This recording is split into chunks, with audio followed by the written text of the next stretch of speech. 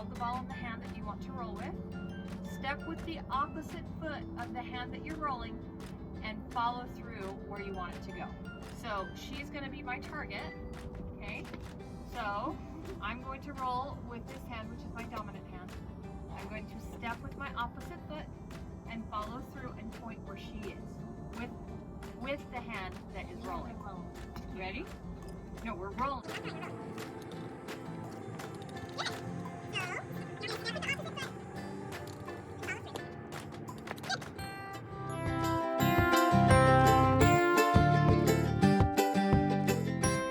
So for this game, we're going to use those rolling skills.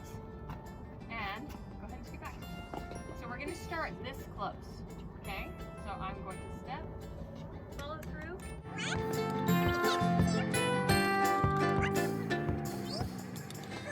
Pretty good. So then I'm going to take a step back.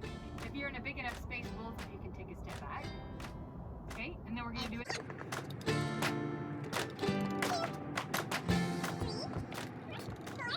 We were successful, so I'm going to take another step back. See how far apart you can get and successfully get it to your target.